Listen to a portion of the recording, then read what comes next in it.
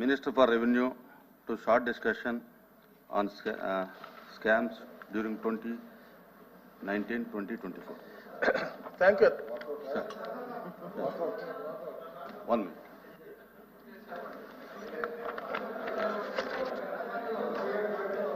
Please. చెప్పండి LOP గారు చెప్పండి. సార్ మొన్నటి రోజున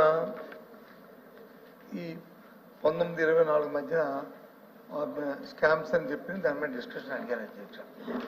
మేము అప్పుడే చెప్పాం ఈ రాష్ట్రం ఏర్పాటైన దగ్గర 14 నుంచి 24 వరకు డిస్కస్ చేద్దాం, మాకు అభ్యంతరం లేదు అని చెప్పాం అధ్యక్ష. చెప్పినప్పటికి కూడా కాదు 19-24 అన్నారు అధ్యక్ష.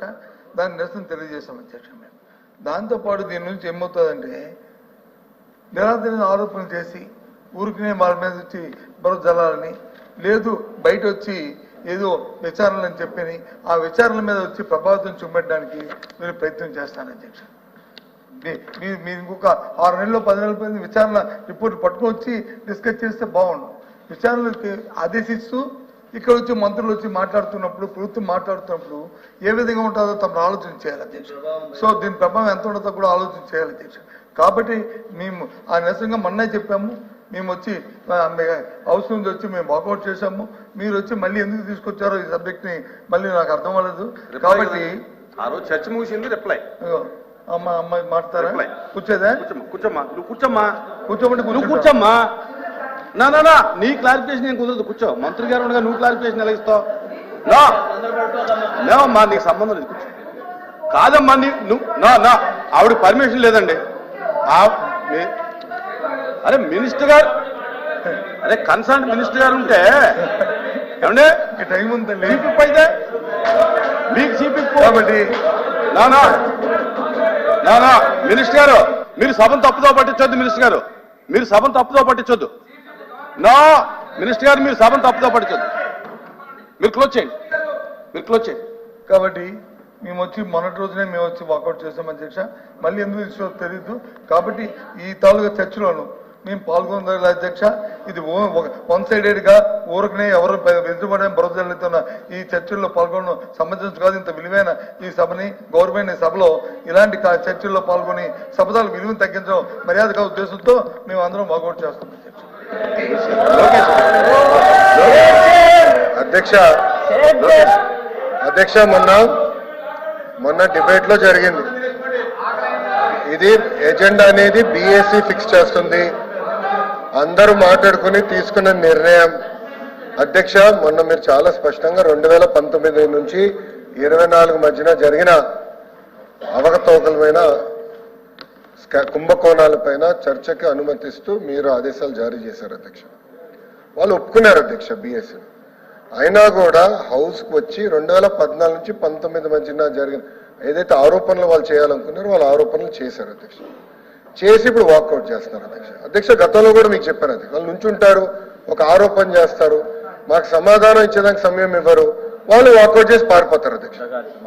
ఇది మొదటిసారి కాదు అధ్యక్ష, పదే చేస్తారు అధ్యక్ష. ఇది కరెక్ట్ కాదు అధ్యక్ష. చర్చకు వాళ్ళు సిద్ధం ఉంది, రమ్మని చెప్పండి, కూర్చోమనండి అధ్యక్ష. ఈరోజు పరిస్థితి ఎలా ఉండేదంటే గతంలో మార్షల్స్ పెట్టుకుని హౌస్ నడిపించే పరిస్థితి అధ్యక్ష. ఇప్పుడు మార్షల్స్ చెప్పి బయట ఉన్న సభ్యులు హౌస్ లోపల తీసుకురామని చెప్పాలి అధ్యక్ష.